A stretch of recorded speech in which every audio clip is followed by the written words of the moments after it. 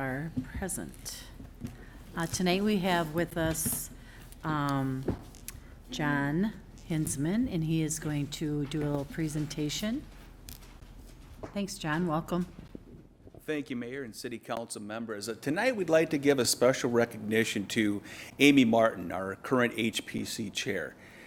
Before I get started, I'd like to give a little information about what is the HPC. It's our Heritage Preservation Commission, and when you think about Hastings and you think about what makes us special, you go back to the history of the city. The HPC has the great job of being able to preserve the history of our city and for future generations and to tell the story of that history.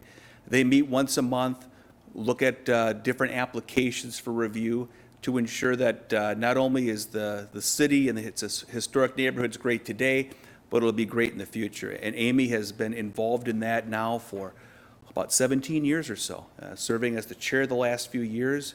I've always been impressed, Amy, with your steady guidance, your dedication to preservation to the city. And being a volunteer and being a commissioner is a very important, a lot of times thankless job. And I want to thank you for all that you've done for the city over all of these years. In addition to serving on the HPC, Amy was involved in serving on our Comprehensive Plan Committee in the last time, and also with our advisory board for the Hastings Bridge when that went forward a few years ago. So I'd like to call Amy forward here and to recognize her with a certificate of appreciation for all the service that she has done tonight. Also recognize Dudley for being here as well to be by her side. Thank you. Thank you so much. Of course. And if you'd like to say a few words, you can go ahead and do so, Amy. Thanks.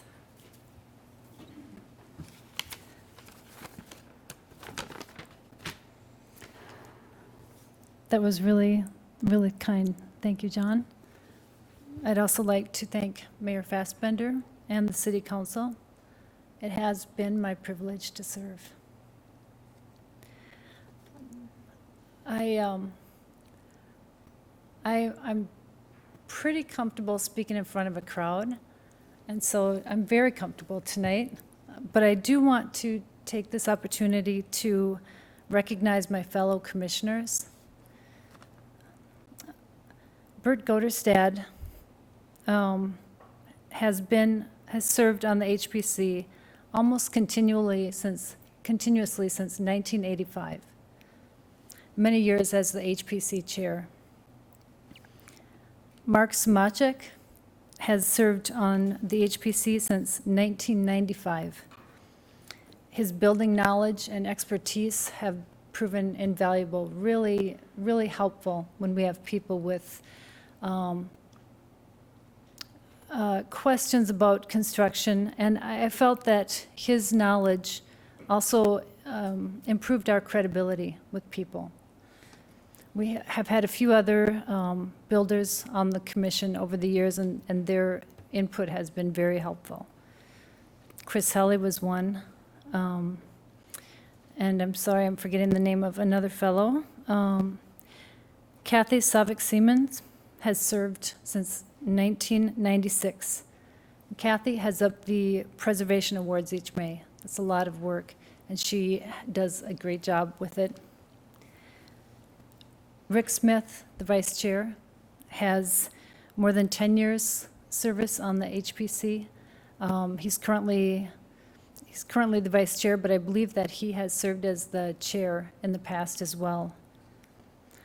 And our two newest members, Jill Reagan-Scully and Cindy Toppin, have brought fresh energy and really great new ideas to the commission, including the Century Home Plaque Awards. And Cindy also has brought some examples of walking tours from Lake City and other things that she's working with the Chamber of Commerce, I believe. It's a really great mix of people, talents, and commitment to preserving the beautiful historic properties in Hastings. And I know that we have some really excellent applicants in the queue, and I'm sorry that I won't have a chance to work with them. I would also like to thank Justin and John. John said it's primarily Justin that came up with this, but for their creative approach to looking at challenges that came to light in the last few months with historic neighborhoods and vacant properties that require new uses. And the proposal is, I think, going to the Planning Commission in a week or so, a couple weeks, regarding, correct me if I'm wrong, modifying the zoning a bit so that these larger properties could be used as just straight apartments, small apartments with like 4 units, something like that. I want to say that I fully support that idea. I think it is great. I think it will make all the difference for historic neighborhoods like mine that are at risk. So thank you for the opportunity to serve, and thank you for this certificate. I appreciate it. Thank you, Amy.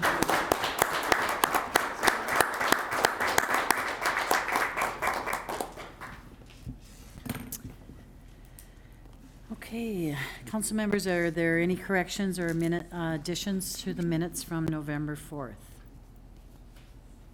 Seeing none, they are approved. Is there anyone in the audience that would like to speak to anything on the consent agenda or anything else? No one? Okay.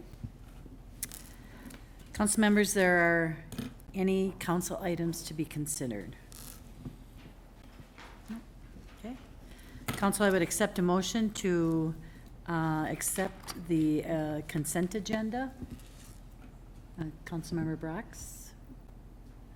Councilmember Lund? All those in favor? Aye. Opposed? Motion prevails.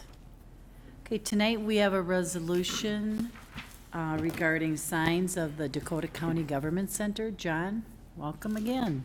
Thank you, Mayor, City Council members. Tonight before you, we have a variance request for signage at the Dakota County Government Center. I put an aerial map up here, but I'm sure you're all familiar with the location here. As you can see from the aerial map, and probably from your own experience being out there, it's a large place and oftentimes confusing. There is a lot of visitors, new visitors that come to the county seat from all over the county. What they're asking for tonight is a variance from our sign code for what's termed directional signage.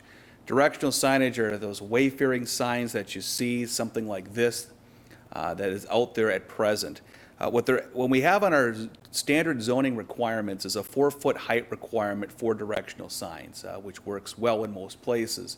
When we're looking at large campuses, especially with a lot of new visitors, they may not work well. And so the county is asking for a variance from the sign height requirement or limit from 4 feet to allow up to 7 feet for about 13 signs on the site.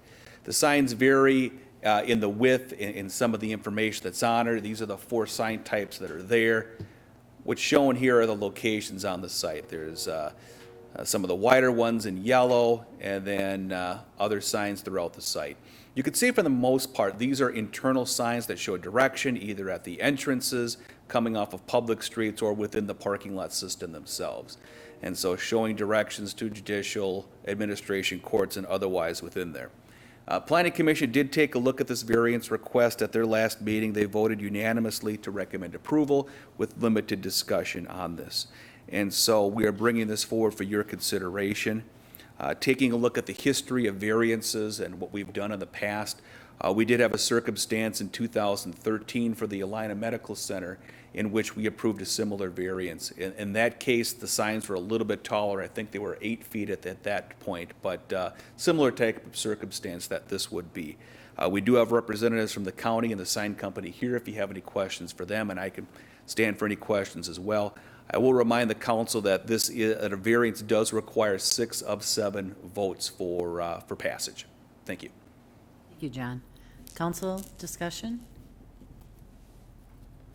Councilmember Vaughn? Thank you, Your Honor. John, I remember the Alina one along with this one. Is this something that we need to look at this ordinance, that it would help other businesses in town if we just change the ordinance so we wouldn't have to approve these variances? It's a fair question on that one. In both these circumstances, we're dealing with large campus settings. I don't know how many more of these we would have outside of Alina in the government center here. I would say if it had more wide-reaching use, definitely, but I think this might be it. In a follow-up, what if it's a potential business coming in? Do we approach it right then with signage? That's why I'm looking at, maybe we should look at it in general, because if we do look at another large business coming, let's not put them in front of a variance right away. Let's just make sure we have the tools so it's already fixed. We don't have to worry about this. Sure. I mean, we can always look at the sign code there. I mean, generally, when you have signs coming in for a single occupant business, for example, I mean, you'll have a monument sign that's generally 50 square feet, which is pretty similar to the largest sign that they're showing here.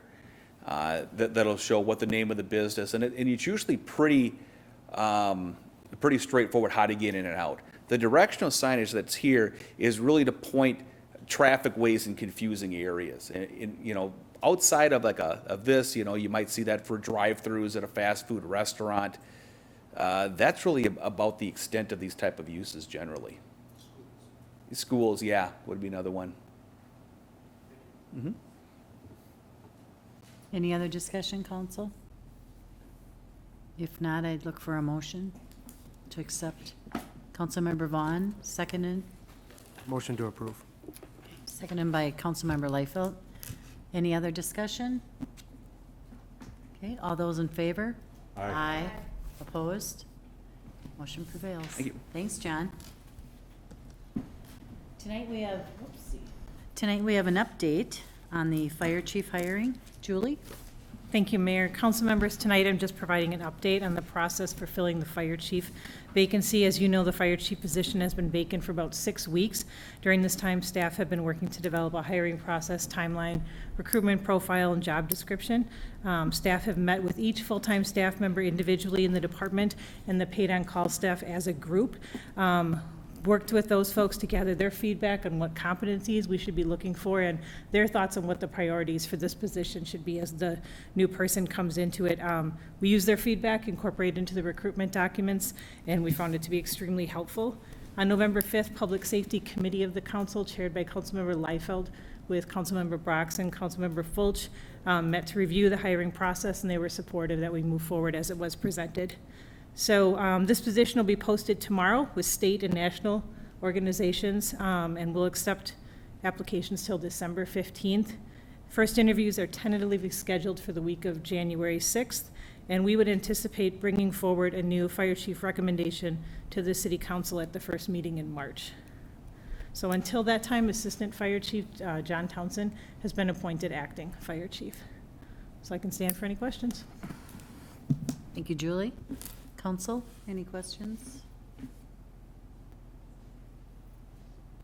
No questions, all right. Thanks, Julie. Any announcements, council members? Councilmember Fulch? Thank you, Your Honor. I just wanted to give a quick update. Last week I had gone to the League of Minnesota Cities Metro meeting, and I wanted to just give a couple highlights. The commissioner of the Minnesota Housing Finance Agency spoke. Her name is Jennifer Ho. And something that she said that was really interesting, because the majority of the folks I would say there were elected officials. Maybe it's half and half, but a few more that are elected. And she had advised us to really be mindful about thinking about when housing markets are going to break, that we need to be proactively thinking about creating a foundation for how to prepare for that. And she talked about what's happening on the coasts and how broken their systems already are, and how in those states they're already identifying those items where, geez, I wish we would have started working on this 10 years prior, as lessons learned. And so I think we oftentimes feel kind of isolated here in Minnesota, to things that happen on the coast. But I thought her perspective was very interesting about how it's not if at this point, it's when our housing market's going to break again, to be thoughtful about that. And I know that we have staff that have been working on a housing plan, but it just perked my interest. We should really maybe swing back to that issue and think a little bit about those lessons learned that are coming out of California, and if we have time to heed some of those warnings to see what we can do to incorporate those into our plans. It was kind of shaking the listener. And then the second item that was really also really resonated was they designated a solid hour to talking about supporting emergency medical services, mental health, making sure that our fire and police are well taken care of when it comes to making sure that they feel supported, and that we're looking out for their mental wellness and well-being. And so in the last 3 years, I have to admit that is something that I don't believe we've ever talked about as a council since I've been on the council. And it was really interesting to hear from the insurance trust their perspective about how important it really is for city councils to be supportive and making sure that good programs are in place for, to support these professions. And so I would love to hear more about what it is that we're doing, to support our fire and our police, and if there's any items that we should be considering for the future that would really be helpful to them. It's been interesting the last year with the change in leadership within the fire department, and trying to be more mindful about the impacts of what are happening to the employees there, and knowing that morale is really important. And so whatever we can do to help bring that home and make it better for them. So anyhow, just wanted to share that. Thanks. Anyone else have any? Yes, Councilmember Liefeld? Thank you, Your Honor. Next Monday, the 25th, the Public Safety Committee, which consists of Councilmember Barax, Councilmember Fulch, and myself, will be getting together to discuss Tobacco 21, and we will be hearing updates, legislative updates, to see where we're at within the state. We'll also be going over a review draft, I believe, if that's correct, Mr. Flegel, that we have received from the Public Health Law Center. So we will be taking a look at the preliminary draft of that, and hopefully be able to come to something to bring forward to council for the next meeting. Great, thank you. Council? Okay, I have a few. Thursday, November 21st, Thrive will hold a follow-up discussion on the Transgender 101 program. The discussion will be at the Hastings Social Tavern at 6 p.m. City offices will be closed Thursday and Friday, November 28th and 29th, in observance of Thanksgiving. Gobblegate is Thanksgiving morning. Late registration is open all the way up until 11:59 on Tuesday, and you still can register Thursday morning, so Wednesday and Thursday morning. Great fun community event, I have to say. Downtown Business Association has the Holiday Hoopla on Saturday, the 30th of November. It features family-friendly activities throughout the day, including pictures with Santa, a medallion hunt, a lighted parade, and new this year, we will have the lighting of the city holiday tree at 6:30 on our city grounds. Meetings are as follows. Heritage Preservation Commission will meet Tuesday, November 19th at 7 p.m. Public Safety Advisory Commission will meet Thursday, November 21st at 6:30 p.m. Planning Commission will meet Monday, November 25th at 7 p.m. And our next council meeting is Monday, December 2nd. Council, I will ask for a motion to adjourn. Councilmember Liefeld, Councilmember Fulch, all those in favor? Aye. Opposed? Motion prevails. That's almost record. It's